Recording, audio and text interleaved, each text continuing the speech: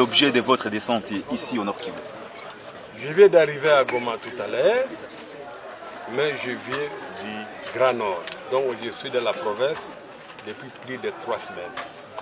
Et j'ai constaté que tout ce qu'on raconte est vrai. Il y a une insécurité totale. Je dis totale. C'est comme si la population est abandonnée sur elle-même. J'avais même dit un jour qu'au Nord Kivu, c'est comme si on demandait aux braconniers de garder le parc. C'est ce que j'ai vécu, puisque les gens meurent chaque jour. Et cela, c'est depuis plus de 17 ans. Je viens encore de constater, malheureusement, qu'il n'y a pas d'infrastructure. J'ai voulu me rendre dans le site de Lubero. Il est impossible que quelqu'un parcourt plus de 50 km sur la route Bukavu et Goma-Butembo. C'est dommage, alors que les usagers de la route payent beaucoup, j'ai dit beaucoup d'argent, et tout l'argent va à Kinshasa. Donc, ce malheureux que les gens ne peuvent pas vendre les denrées alimentaires, vous savez que le territoire de Lubero, c'est une région maraîchère, mais les tout pourrissent à Kipese, à Masereka, à Kasuo, à Kisumbiro, et c'est dommage. Quitter Goma, arriver à Butembo, il y a des problèmes majeurs. Donc on peut faire 2 semaines sur la route Goma-Butembo. Et on peut mourir dans le Boussendo, comme vous le savez, et c'est depuis plus de 20 ans.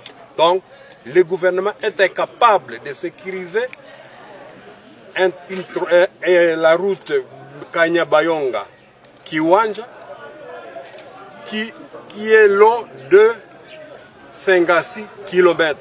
Donc pendant plus de 10 ans, on est incapable de sécuriser la population sur cette route.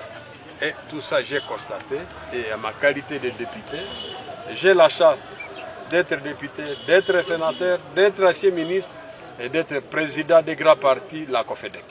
Mais c'est dommage que notre population vit dans ces conditions.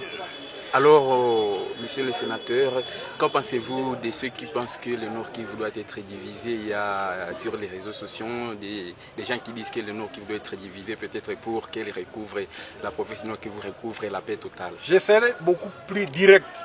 Ce sont des gens qui sont devenus nouvellement Congolais.